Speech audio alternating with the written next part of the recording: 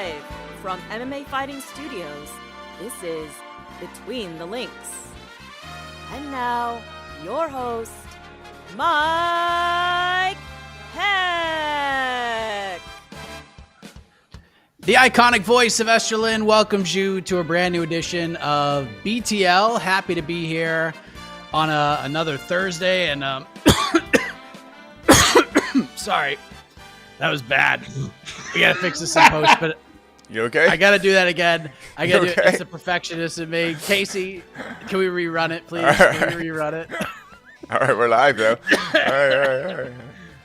right. Hold on. Sorry. All right. What a start. Whoops, good start. Here we go.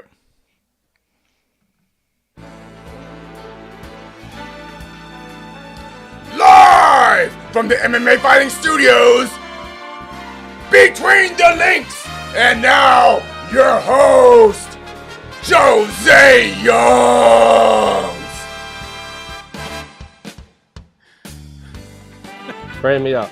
That's right, ladies and gentlemen. It's another Bizarro Links. You guys have been asking me for quite a long time when we're going to do this, both via DMs, via Discord, via just straight Twitter, straight to my face at Noche UFC. When are you going to do another Bizarro Links?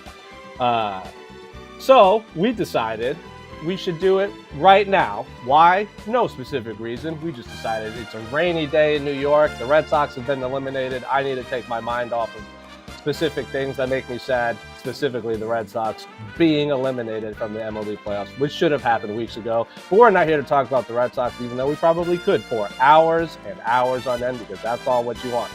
My name is Jose Youngs, and welcome to another Bizarro Between the Links episode.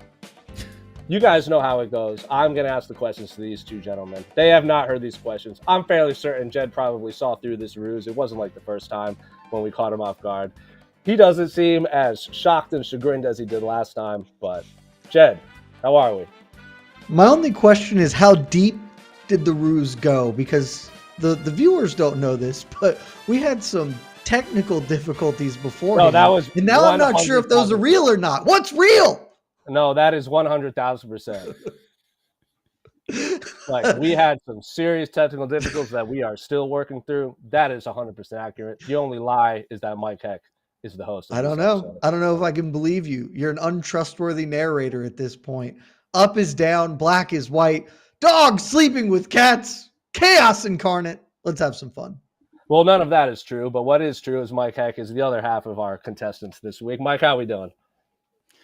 Doing great. Boss and Mike is here, ready to deliver some takes. Jed, when did you know that the ruse was here? Was it the realistic coughing? Is that when you realized? The moment you did that, I was like, okay, well, we're doing this again. Fun. That'll be fun. Like these. Plus, like, I don't even know if I'll make it through this show. Apparently, there's a hurricane attacking me right now. So and me. Currently, the weather is open. The hurricane is, of course, called Hurricane Heck, and he is about to take over your life on this Bizarro Between the Links. We'll get to know our contestants a little bit more. I'll, Wheel of Fortune Jeopardy style, where we ask some questions. I got my note cards right here, as you can see. I'm gonna, we'll get to know our contestants a little bit more. But of course, you guys, if you guys didn't see it last time, Jed, cowardly as he is, decided not to take the last question seriously. So there will be, of course. We do need a winner this time, because I am putting it out there that there is the loser will have to do something, specifically on the next episode of Between the Links. Nothing like belly flops or karaoke, anything like that. This is going to be more of like, I think it'll be fun. I haven't even thought of what it is, but I'll think of it by the end of the show. So I hope we take this show seriously, because our audience demands, as serious journalists as we are. Well, I can't always say that for people that live in Atlanta. Maybe Raymundi. That's about it. It's all I can think of the journalists that live in Atlanta. So we'll get right into it. Casey, how are we doing? Are you excited for another episode of Bizarro Links? Yes. Let's do this. Yes, we are. Round one, ladies and gentlemen and Jed. We're not going to start with MMA. We're going to get there, but we're going to get this out of the way. The last time we did Bizarro Links, Tyson Fury had lost to Alexander Usyk. So, Jed, I'll start with you. Back then, we had some arguments over, like, who's the best pound for pound heavyweight in the world, and we all agreed it was Alexander Usyk. He's one of the 3 pound for pound fighters in any weight class. It's usually between Terrence Crawford, Inoue, and Alexander Usyk. I hope it's Inoue. Yeah, I would put Anthony Inoue number 1. He kind of transcends the pound for pound scale. Like he'll beat your ass in real life. We're just gonna say Inoue in the boxing ring. No holds bars. Anthony Inoue, Bas Rutten, those kind of cats. They're in a league of their own. But Jed, I don't know if you noticed or saw, Daniel Dubois knocked the soul out of Anthony Joshua in front of 93,000 people, or allegedly 93,000 people. It could be 78,000 people. People get that reference. People watch. Shout out Dave Meltzer. Shout out Dave Meltzer. Shout out Uncle Dave. Daniel Dubois knocked out Anthony Joshua, who many people did not have in their top 5 pound for pound rankings list. Maybe Anthony Joshua, you could argue he was the 2nd, 3rd, 4th best heavyweight in the world, but I want you to tell me, why is Daniel Dubois the number 1 pound for pound heavyweight in boxing right now?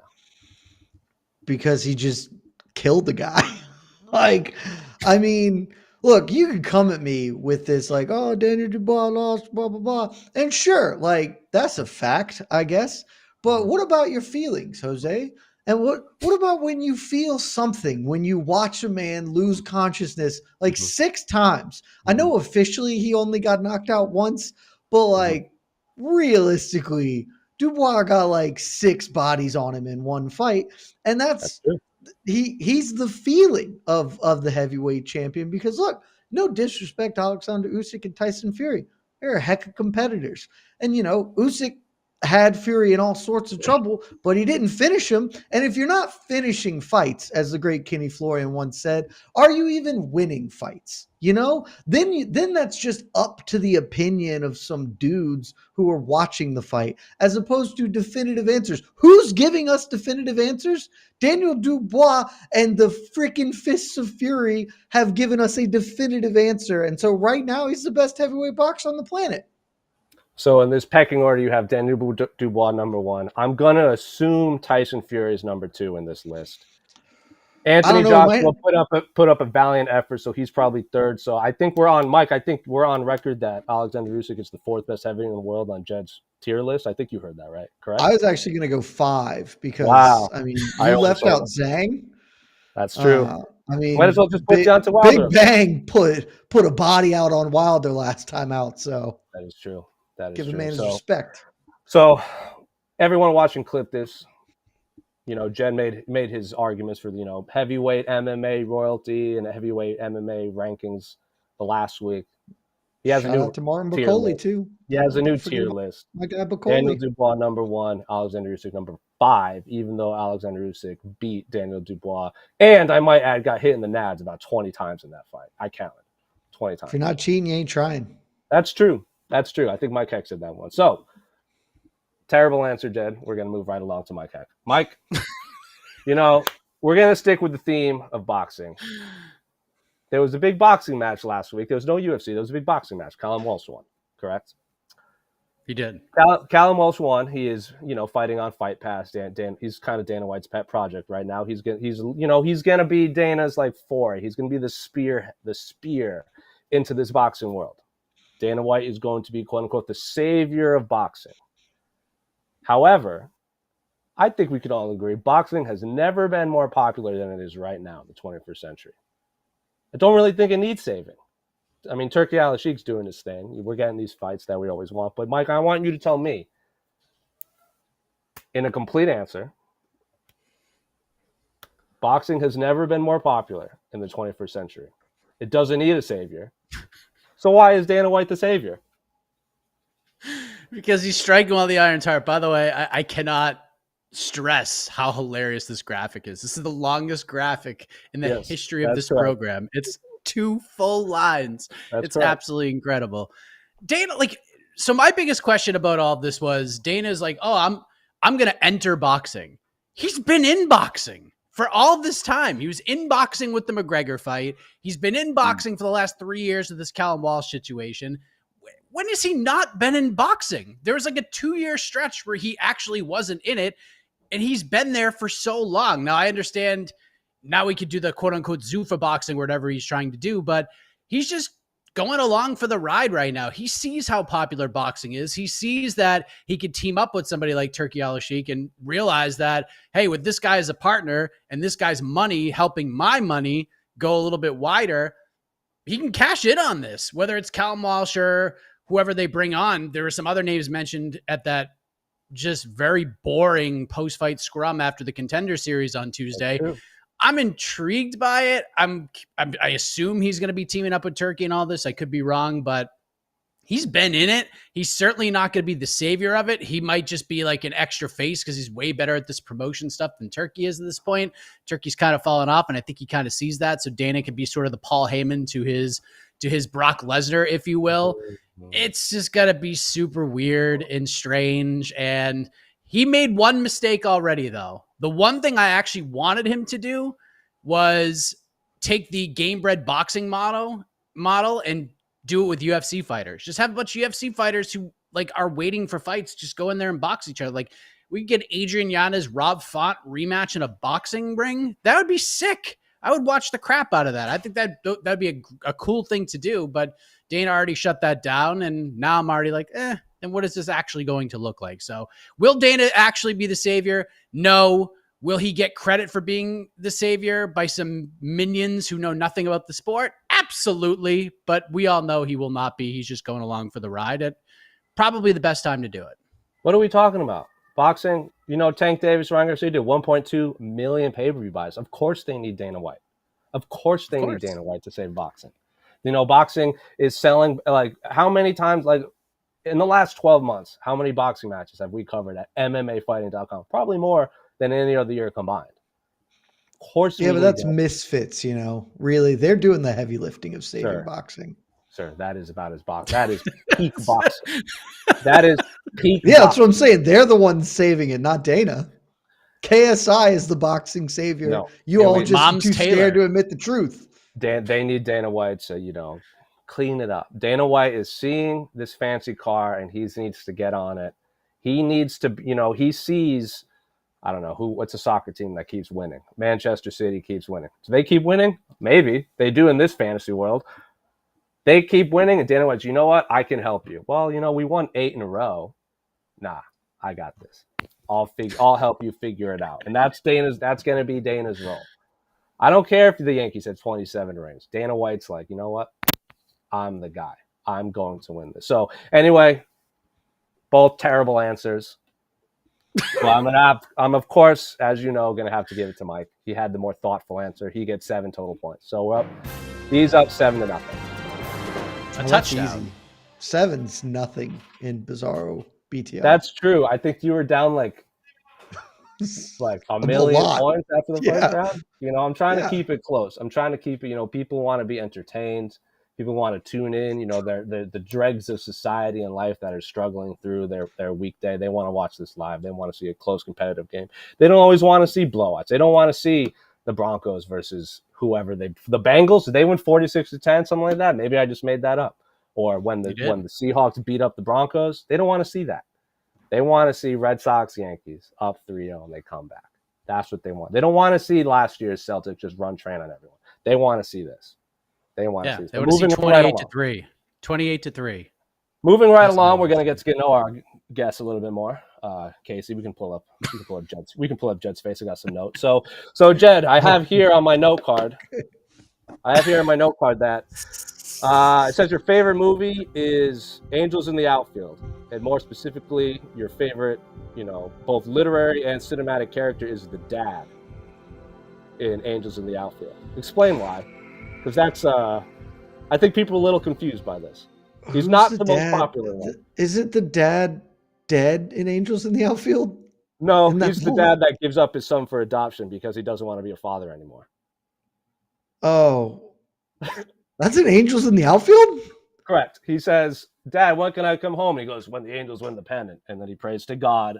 Oh, shit. I was thinking Field of Dreams, not Angels in the Outfield. Nope. I was like, what the fuck movie am I'm glad you brought that up because it says right here, my favorite character in cinematic history is the dad in Angels in the Outfield. My least favorite is the dead ghost dad in Field of Dreams. That's what I was like. Isn't he dead in that movie? It makes sense. A little bit of a curveball. Well, appropriate use of language there for curveball in these two epic baseball films. look, sometimes you got to put yourself ahead of your children, obviously. Like that's they say it in airplanes, help yourself before assisting others with their masks. And the father and angels in the outfield, you may call him a villain, many might, but I think self-love is an important thing to practice in all phrases that phrase can go with.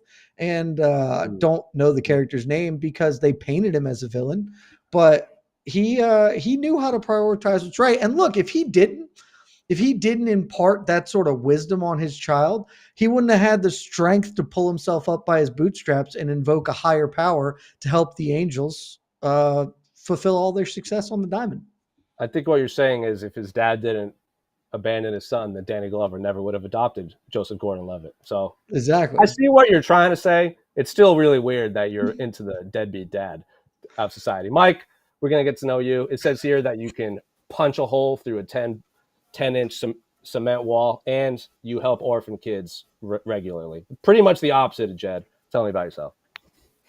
Yeah, all those things are true. In fact, because of this tropical storm, this is an actual true story. This morning, I had to drive 3 people home because they couldn't get through the entranceway to our complex because there was 8-inch floods up to my knees. Wow. And their little tiny cars could not get through. So I had to drive people through the floods and back to their homes. So yeah, unlike in the old Bronchi.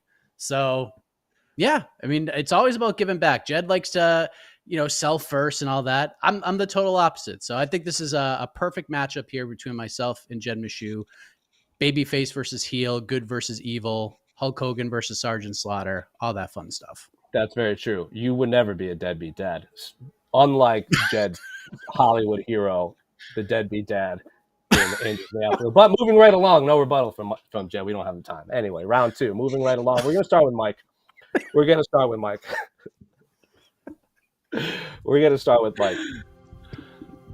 He's up 7-0. I'm very curious. I'm very curious about this answer. It's the most dangerous lead in sports, 7-0.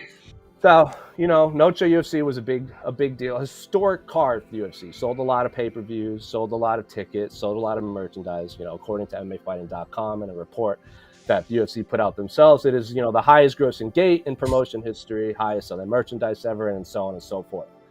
Of course, in the main event, Merab Dvalishvili dethroned Sean O'Malley, who a lot of people were saying should be the biggest star in the UFC had he gone past to Merab. Now, everyone thought it would be Umar Nurmagomedov. Merab said, I don't want to fight Umar first. I'm more interested in Devieson Figueiredo.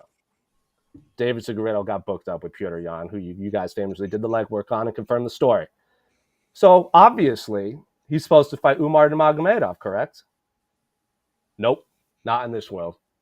Instead, I need you to tell me why the best broadcaster and podcaster in the world, Henry Cejudo, deserves to skip the queue and rematch Merab Dvalishvili. Keep in mind, Henry Cejudo coming off 2 losses, back-to-back losses. 2 competitive, still lost. Why does Henry Cejudo deserve to skip the line over Umar Nurmagomedov, who just beat Corey Sandhagen, and rematch Merab Dvalishvili for the bantamweight title of the world? Well, there's 2 very obvious answers to this, Jose. I'll start with the least obvious answer. One, it was a competitive fight, but as people remember, if you remember UFC 298 in that fight with Merab, Henry Cejudo cracked Merab a couple of times in that fight. And a la Michael Johnson versus Khabib Nurmagomedov, that could have been a turning point. Now, Merab was just an absolute animal. But here's the most important reason why Henry Cejudo should get this shot. It will take him away from the podcasting studio. It'll take him away from Kamaru Usman, because once upon a time on this program and many other programs, Heck of a Morning specifically, I talked about how much I admire Kamaru Usman's mindset, his analytic brain in this game, and then he started doing a podcast with Henry Cejudo, and now he just says very weird things that don't make any sense. Surround yourself with the right people, Kamaru Usman, because Henry Cejudo is just bringing you down. Henry Cejudo just needs to get off of Twitter. He needs to get out of the podcast studio. And if that's what it takes, just give him a title shot. If it takes pound for pound off the air for a little while, or at least it's a Kamaru Usman solo hosted program, then I think we're all winners. I truly do. So you know what? Henry Cejudo should get this title shot. He should battle against Merab Dvalishvili in a rematch. And Umar Nurmagomedov should wait in line, perhaps be the backup fighter, make a little bit of an extra paycheck. How about that? Yeah. Umar, he might get the backup spot, for all we know. Like Corey Sandhagen could weigh in the backup in this world. He just lost to Umar. He's lost all these guys. Corey Sandhagen can go weigh in as the backup, and Umar can fight Song Yadong. We'll get something like that. They can headline in the Apex card. I love it. Or you know what? Stick him in Edmonton. Let's get 3 5-round fights up in cold Edmonton in November, headlined by Umar Nurmagomedov versus Song Yadong for possibly the backup for the bantamweight title of the world in this fantastic world. But I do. In this world, Henry Cejudo wins, and then he does pound for pound with the belt on. He does the next Eagle FC broadcasting with the belt on. He's Tim Sylvia. He walks through the airport. He walks through security with the belt on because it'll happen. It'll happen. And I live to see it. But moving right along. Jed, obviously, Merab won. He in this world he is going to fight Henry Cejudo, but we're gonna tangent off into another multiverse, another alternate dimension. According to Sean O'Malley, he won the fight. Sean O'Malley is the reigning bantamweight champion in the world. I don't think so. I had Merab winning 4-1. I don't know how did you have that score, by the way? I mean, O'Malley 135. Isn't that the world we're living in right now? I'm glad you brought that up. I need you to convince me and the rest of the world.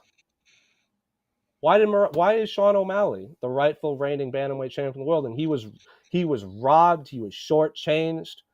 His belt was taken unjustly.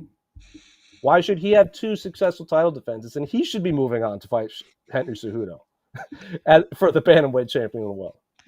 I mean, you gave me a softball here. I thought that this was the show where I'm just fighting off the demons, but you gave me an easy one. You needed a win. We know how your life is going. You needed a win. I do need a win. I mean, look, it's just O'Malley makes the case for himself. I don't even have to add that much to it. 135, baby. What happened, Jose Youngs? What happened, Mike Heck? What happened, Casey Leiden? You gotta beat the champ to be the champ. You don't hold the champ for 20 minutes and then suddenly you have the belt.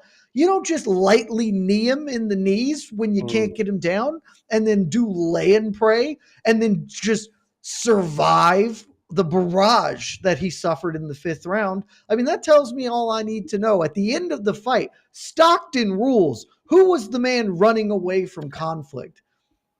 Wasn't Sean O'Malley. Was sure was. Merab Dvalishvili held him down. By Diaz rules, Merab got blanked. He did nothing in that fight according to Stockton rules, which are really the rules we should all be aspiring to live by in this sport.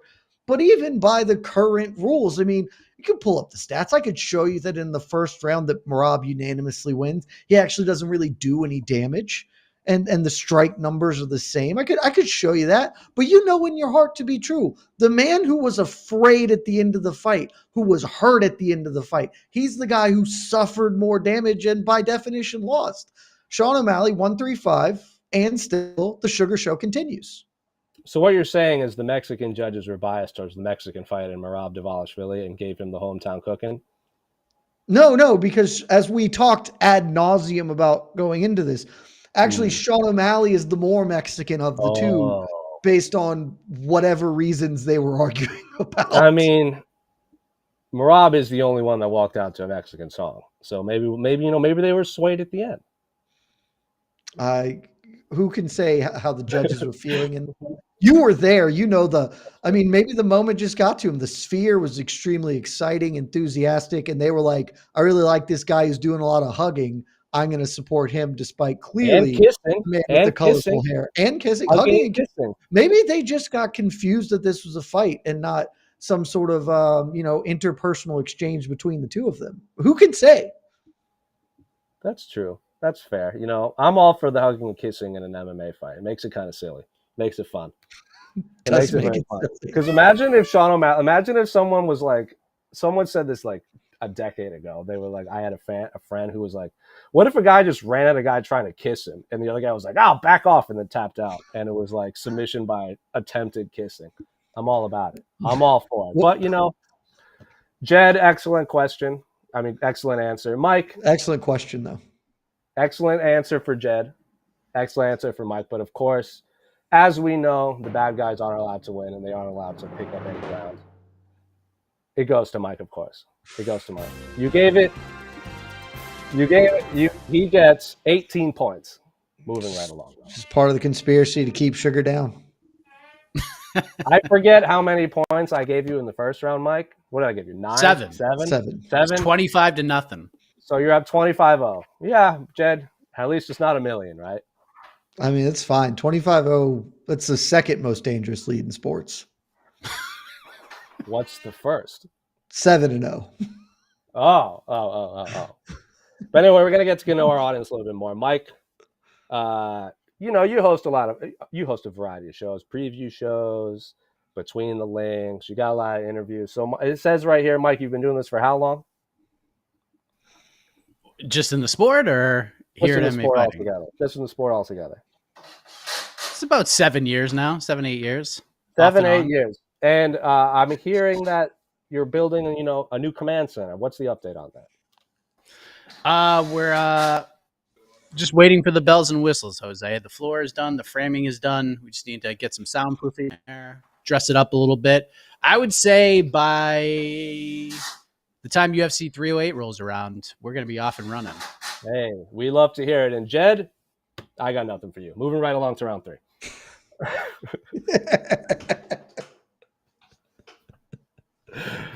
Round 3. We're gonna stick with Jed. It's exhausting. It is. It's great. We're having a silly good time. I'm taking this very, very seriously. I just wanted Mike to talk. Wow.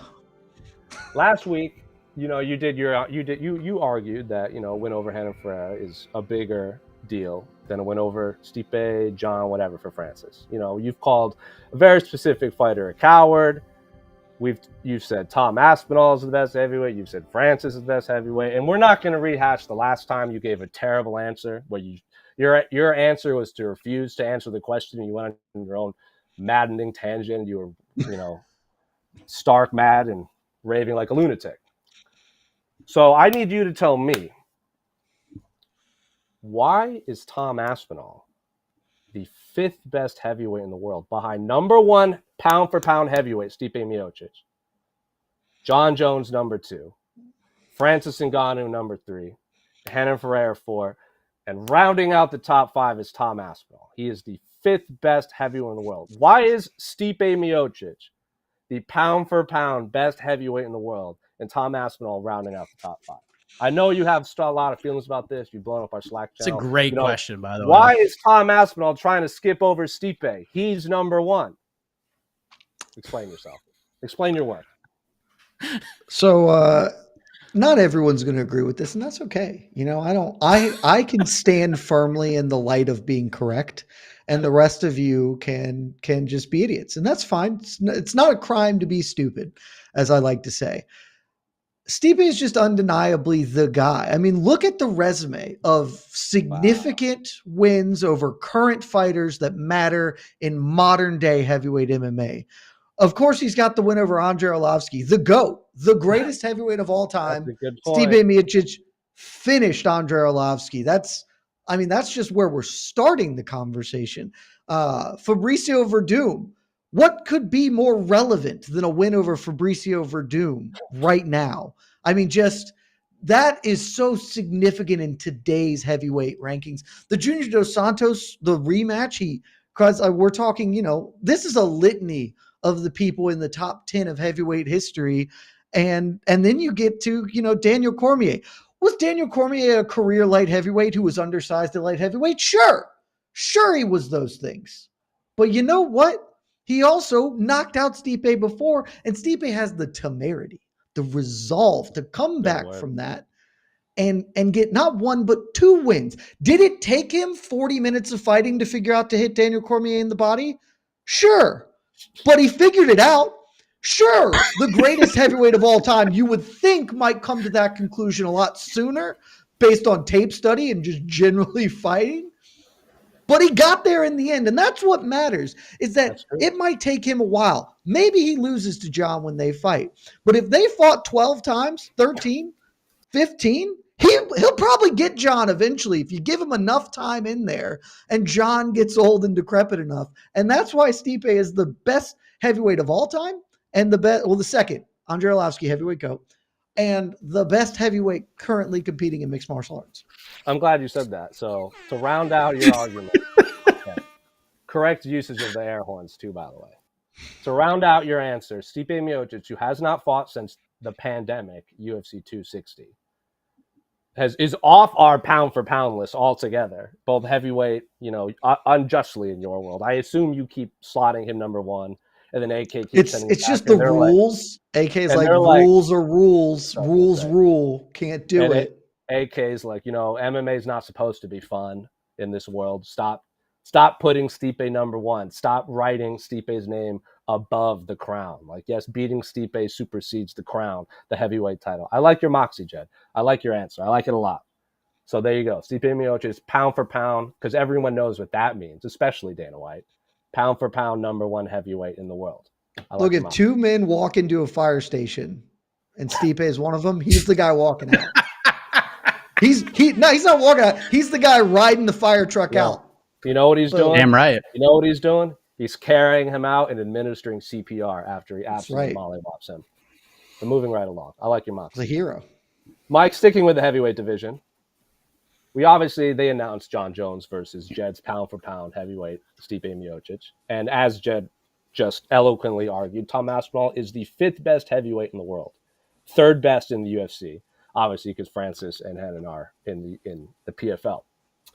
He also said Tom Aspinall will undoubtedly weigh in as the backup for John versus Stipe.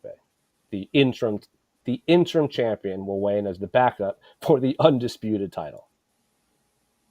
But I heard Mike thinks this is a terrible idea. He should not be weighing as the backup. So Mike, explain yourself. Why should Tom Aspinall stay as far away from MSG in November as possible? Stay as far away from John, stay as far away from Stipe, maybe even defend his interim title again. Why should Tom Aspinall not weigh in as the backup for John Jones versus Stipe Miocic? Because Tom's a rich man. He fights for the UFC. And as we all know, if you fight for the UFC, you got it made in the shade. The UFC just gives you opportunities, and Tom Aspinall has cashed in on those opportunities just like the other 977 fighters on the roster. That's why they all rich. But Tom should stay away. He should stay away because he's going to become the undisputed champion when this is all said and done. And I would like to propose a different backup because I think this would be just really interesting and fun. There is a large, gigantic heavyweight named Rebelis de Spain, Cuban fighter, just a ginormous individual, about to fight Austin Lane. And just, by the way, chef's kiss matchmaking by the Ultimate Fighting Championship here. Putting him in there with Waldo Cortez Acosta, as I told you all, with all of the matchmaking suggestions on to the next one. If you make that fight, it's going to be an absolute disaster. And boy, was it. And now they're giving him Austin Lane, former Jacksonville Jaguar. And I think we know exactly how that fight's going to go, which means he will be ready, willing, and able to step in on a moment's notice. He will step on that scale. He will make weight. And if something were to happen to John Jones or Stipe Miocic, we could be living in a world where Rebelis de Spain lives the American dream and becomes the UFC heavyweight champion of the universe, beating either Jed's pound for pound best fighter in the world or Dana White's best pound for pound fighter in the world. Either way, it's a win for us all. It's a win for dreamers everywhere. Let's give Rebelis de Spain an opportunity, shall we? Round of applause. I like that answer. Rebelis de Spain was not on my bingo card of names that were going to be brought up in Bizarro links. That was a bizarre world in my own. We're off in another multiverse. This is a multiverse of madness, if you would.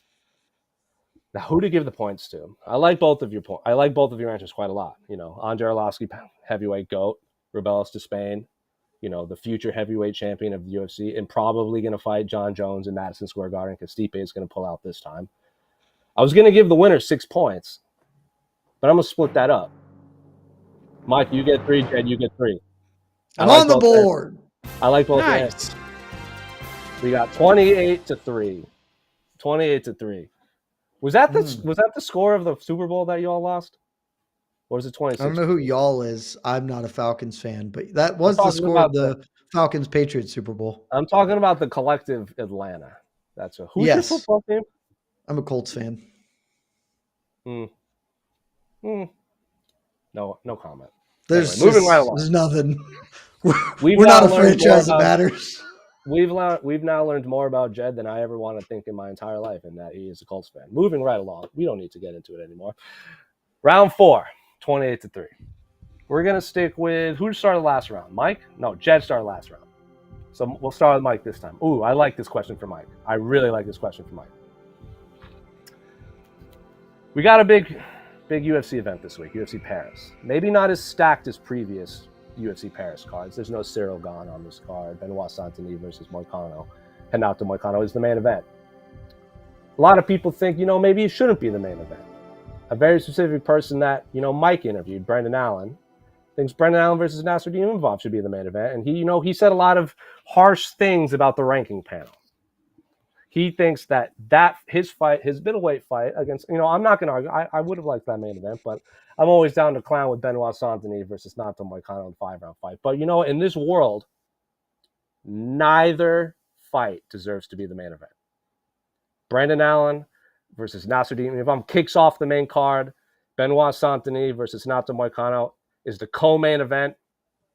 Instead, we got a little battle between welterweight prospects, Kevin Jousset versus Brian Battle.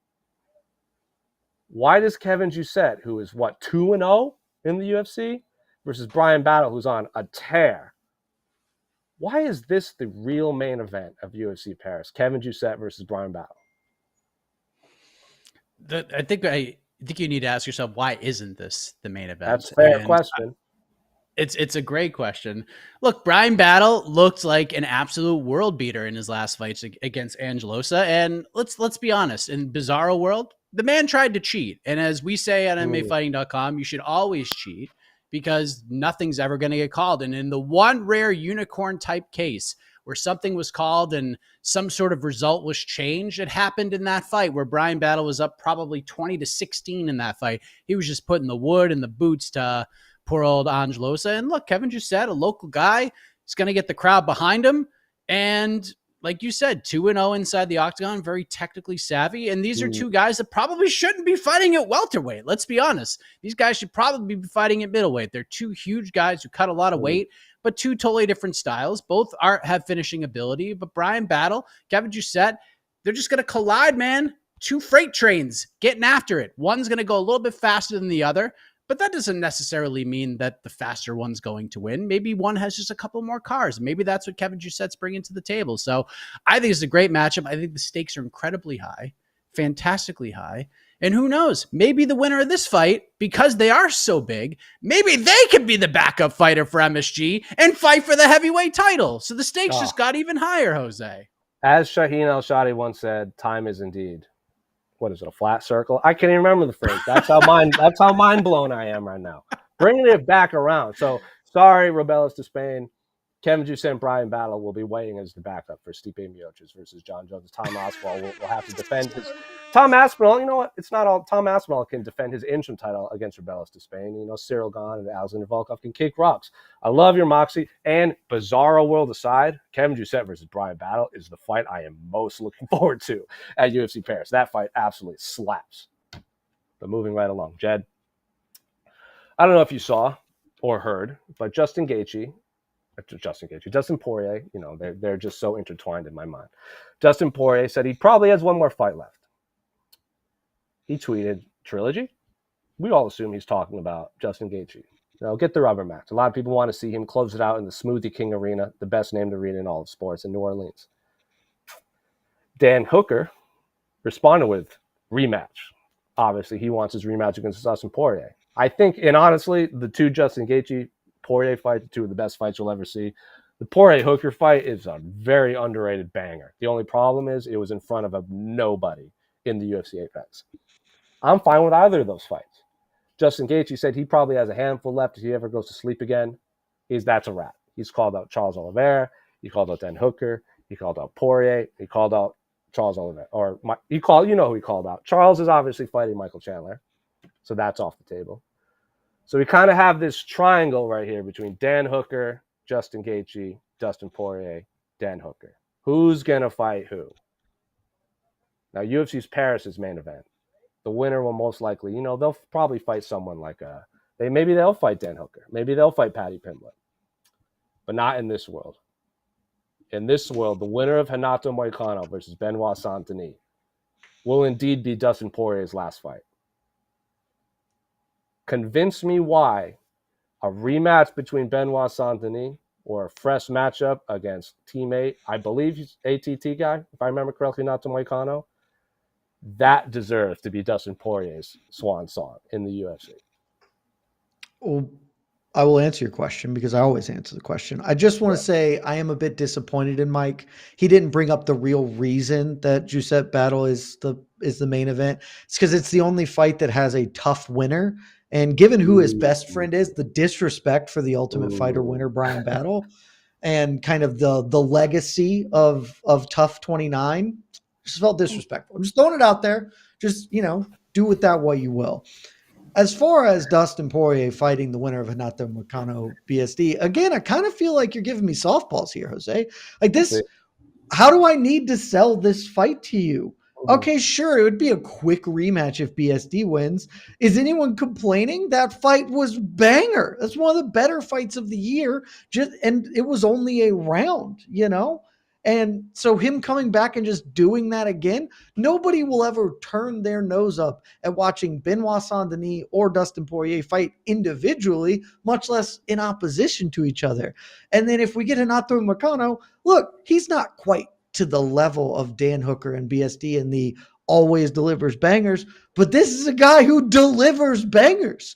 Like this is what he does. He gets in there and he has fun ass fights. And if he has a fun ass fight with a teammate, that's fine. We've seen them kind of manage this at ATT before. We're not going to get a whatever that garbage ass PFL fight was where it was a glorified sparring session and they just hugged each other until the end. That's not what's going to happen if these two dudes get in there and mix it up. So look, I'm not saying it would be my first choice because I think there are a lot of options for Dustin Poirier, but there's no wrong way to eat the Dustin Poirier Reese's. And if the winner of this gets that, great. And then the sprinkle, just a little sprinkle on top that makes it most important, is that if the winner of this is fighting Dustin Poirier, you know what they're not doing? They're not fighting Paddy Pimblett. And that's a win for all of us because we don't want to live in a world where Paddy Pimblett is one of the top 10 fighters in the world. That just then he's just going to be insufferable to listen to. And I already have a lot of listening to him. So this is a full-blown win. I support this plan. You know what I don't support? I don't support hypocrites. Your best friend, apparently. You don't support your best friend, apparently. Because you don't support hypocrites. Tough. Yeah, well, he's not the only reason I bring that up because he's not the only fighter from Tough competing on Saturday. I said How champion. Dare you? I said champion. Okay, well, Roosevelt Roberts is a champion of my heart. You know what? The man battled his way back. What a save. What a save. So bad. What a dink. But anyways, Roosevelt Roberts was on Tough too. And it's an unbelievable save, though. Is he going to be the champion of just getting annihilated on Saturday in front of a ruckus crowd? But I didn't. Shout out to Roosevelt Roberts getting back in the UFC. Kevin Lee can't get back in the UFC, but Roosevelt Roberts sure can. Shout out. What a save. The champion of my heart. This is the craziest show of all time. And it's exactly because of that, Anthony. Mike, I'm not even going to mince words. Mike, you get the 32 points for round 4. Honestly. And you know what, Mike? The roller coaster of emotion in a second of, shit. Well, he's the champion of my heart. It was unbelievable. Mike, you need to send Roosevelt Roberts a big old thank you card, maybe an edible arrangement, maybe some chocolate, because my guy Roosevelt Roberts got you 32 total points. So you are up what? It's 32 plus 28. 60 to 3. 60 to 3. Oh, we can come back. But you know what? Big performance needed. Big performance needed. And we're gonna let the fans decide this one. We do need a winner for this one. So Mike is up 60 to 3. This one will be worth 71 points. I love me a prime number. This tiebreaker will be worth 71 points. That's a prime number, correct? Yes. Casey, pick a number between 1 and 8.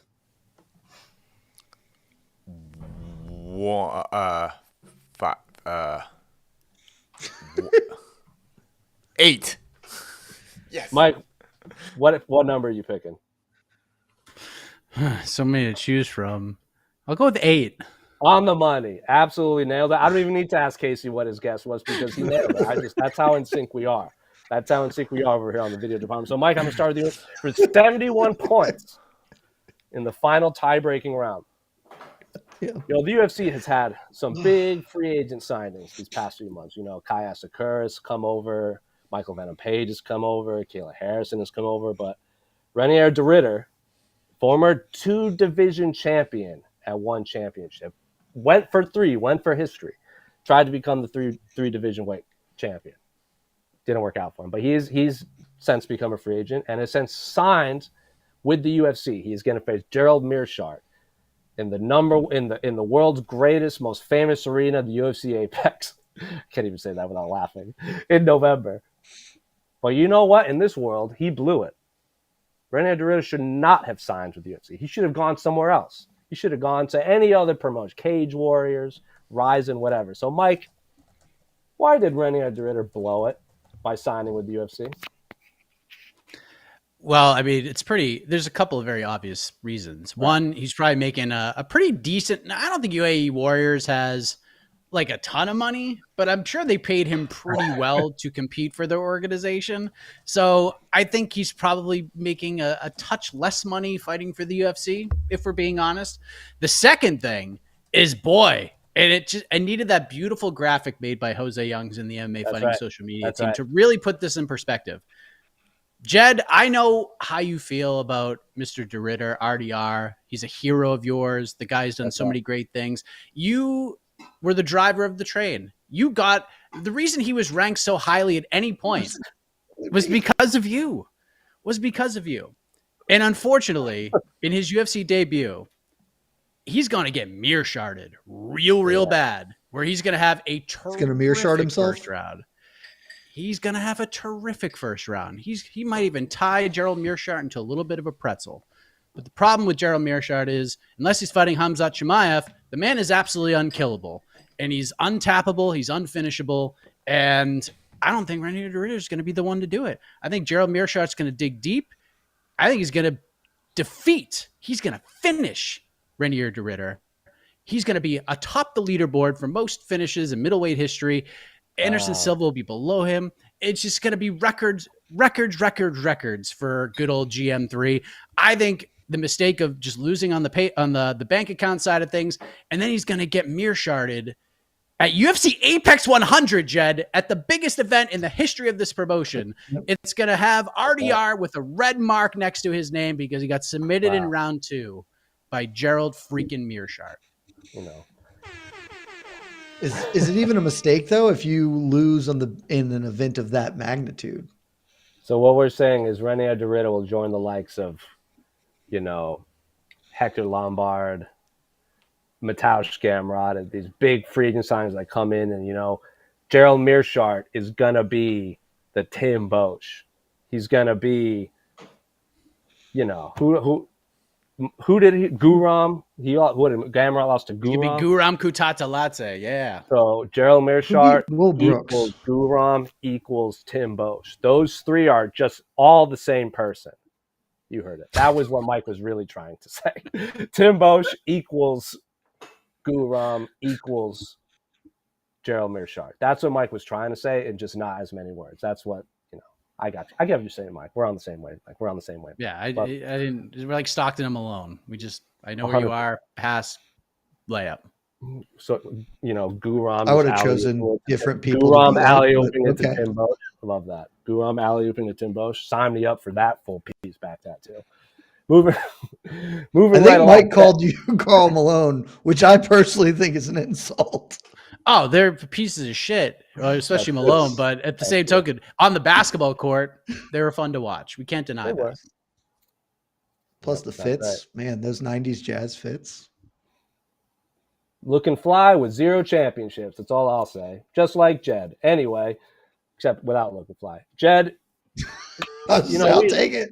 We've talked a lot about the lightweight division. We've talked a lot about the welterweight division. We've talked about Michael Chandler, Charles Oliveira, Dustin Poirier. We've talked ad nauseum about these two weight classes. But one individual that we have yet to talk about this year, I, honest to God, cannot remember a single BTL, a single preview show, a single post show. Dana White has never been asked about this man ever. Conor McGregor. Oh, okay. Is supposed to be coming back at some point. Well, probably not coming back. He was supposed to fight Michael Chandler. He is not. A lot of people are now saying that Conor McGregor will never fight again. He's not as well known in the world. He's not as famous as, a Mateusz Gamrot or a Guram Kutalaze. He's just not at that level fame-wise. He's not at that level. He's never won titles. He has, I think, maybe 1,000 Instagram followers. Certainly not 30 million plus. I'll tell you that much. But, there's this small select group of individuals that really want to see this unsung hero Conor McGregor return. Some people don't believe it. So, yeah, I'll give you another layup. You need it in your life. Convince me why Conor McGregor will indeed return in early 2025. And who will he be facing? I mean, he's obviously coming back because Conor's a man of his word. If there's That's one true. thing we know through history, it's that when Conor says something, much like Dana White, if Conor says it, that is chiseled in stone. It's a thing true. that is going to happen, and nothing will get in the way of it. There will be no setbacks. There will be no issues. And Conor has said, I'm coming back. I have to finish this story, make my return. And now it seems like we're targeting early 2025. The UFC certainly seems to be targeting that as come January, their TV rights negotiation period opens up. And it's always a little helpful to have a Conor McGregor fight boosting up your overall pay-per-view sale numbers when you're negotiating new contracts. So the UFC is invested. Conor has said it, so just take that to the bank. And most importantly, it's just what's right. This is a sport I think we lose sight of honor and integrity and just doing the right thing, Mookie, And in this sport, Conor McGregor is a bastion of doing the right thing. And obviously, it's not just that he wants to fight. It's that he deserves to fight Michael Chandler. He owes Michael Chandler a fist fight. And there's not a person alive who deserves that fight more than Michael Chandler himself. And yes, Chandler's going to go fight Charles Oliveira. Maybe he wins, maybe he loses. It doesn't matter. It's immaterial to what's going on here. Because even if he wins and maybe he's on the cusp of a lightweight title shot, which would still be a little weird, but maybe that's just what happens if he does beat Charles Oliveira. If the opportunity is lightweight title fight or Conor McGregor fight, Michael Chandler knows what he needs to do, what he wants to do, and what he deserves. And what he deserves is the opportunity to fight Conor McGregor. I think everybody knows it. Everybody is on board with this. And we're going to be getting that January or February of 2025, those two dudes finally finishing their story together. Well said.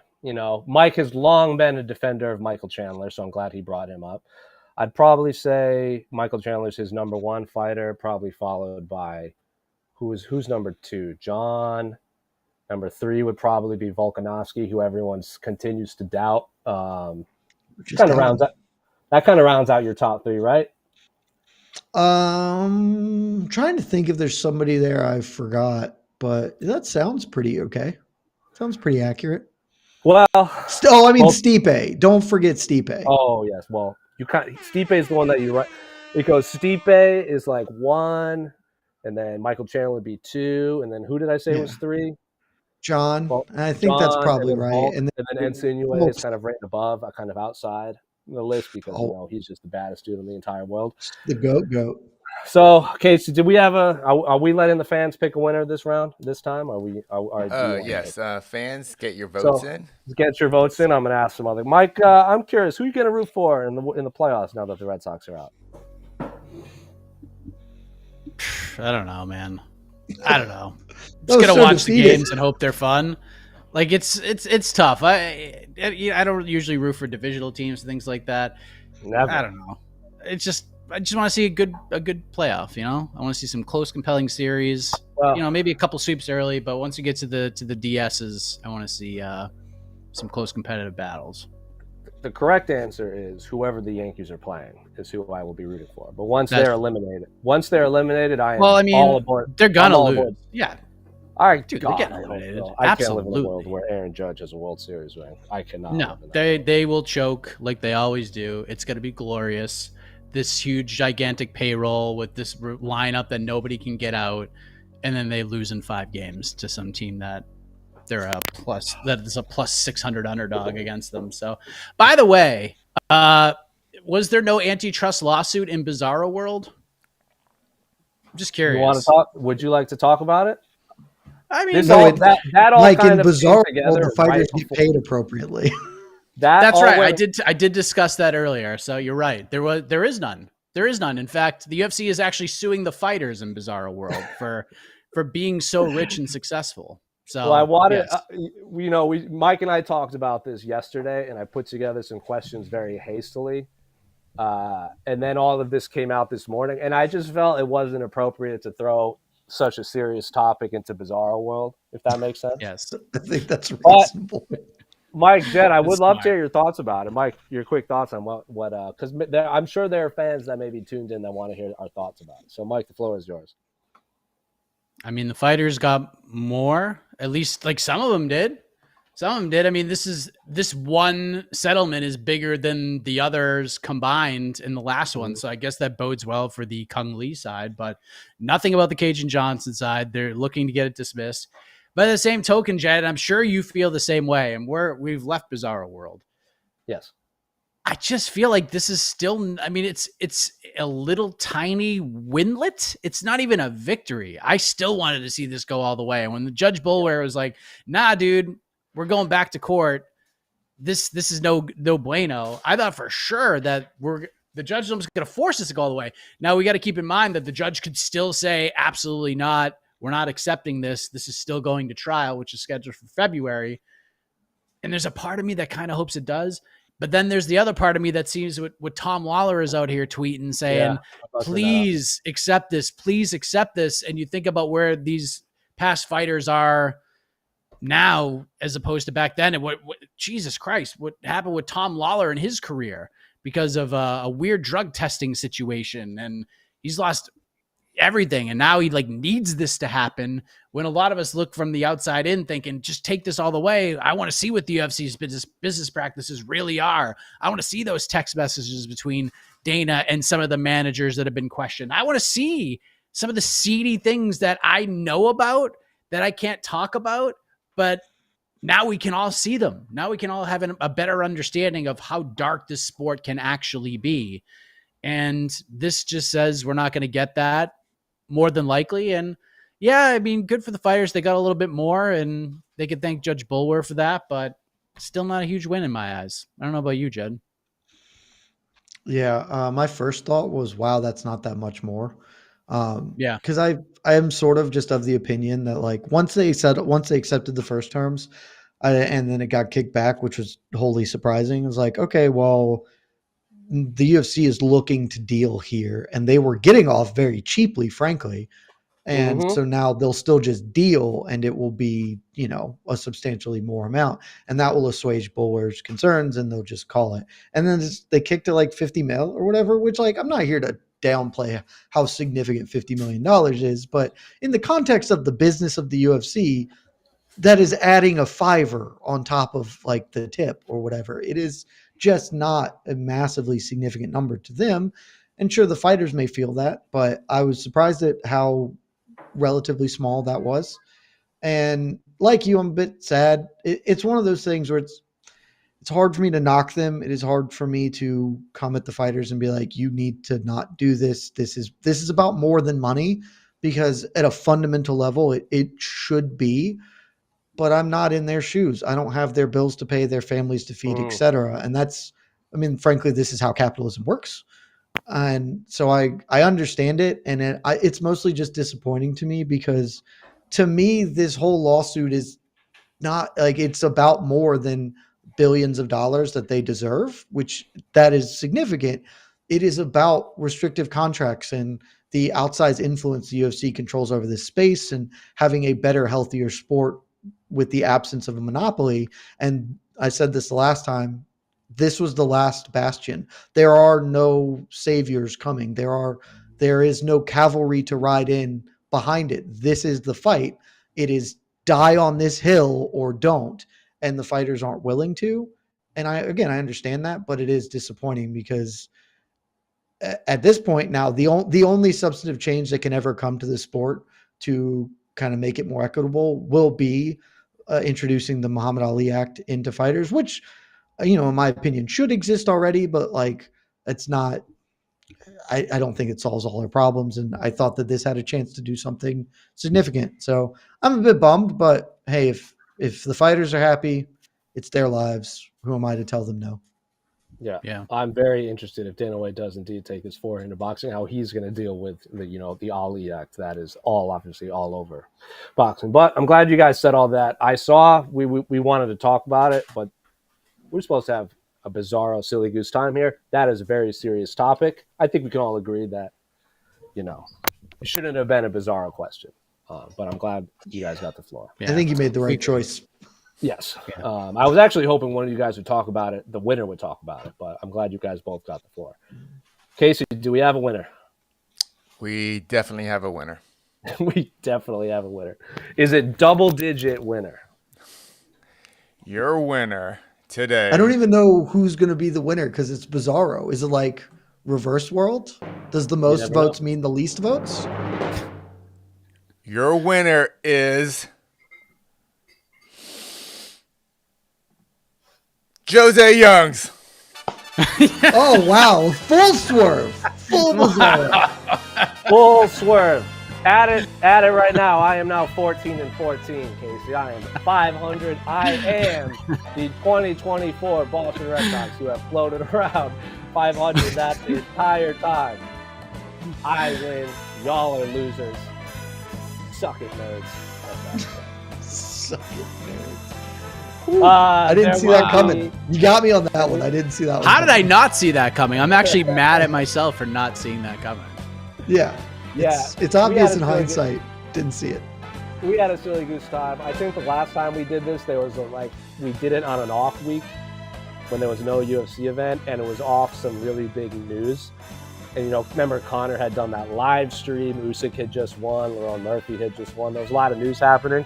So I think if we do this again, maybe it'll be closer to the New Year's when we can have a fun time and we don't have a big event coming up.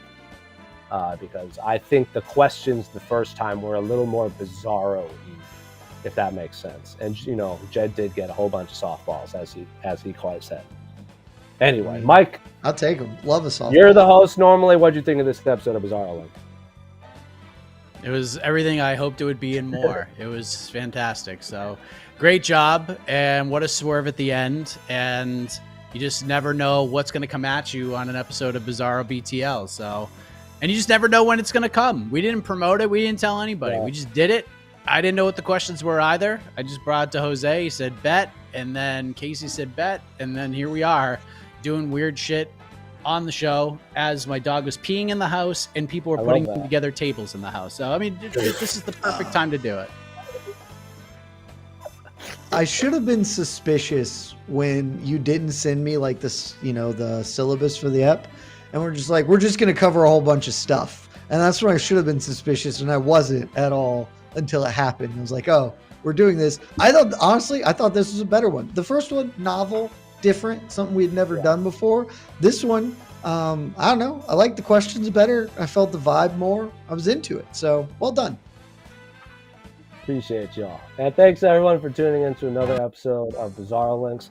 I think we should do this again at the end of the year after all the pay-per-views come in. Maybe we can make it a round table type thing where I ask a bunch of people questions they absolutely don't want to ask. But this is Mike's show. I'll let him handle that. Mike, regularly saying that program to keep you on your toes. Maybe you're just saying that to keep us on our toes. Maybe we do Bizarro before UFC 309 because no one sees it coming. You just never know. Could do that. Very well but you know what's impossible? You know what's impossible? Nothing. We'll see you next time. I don't know what I was expecting. Love y'all. This has been Between the Links, an MMA fighting production on the Vox Media Network.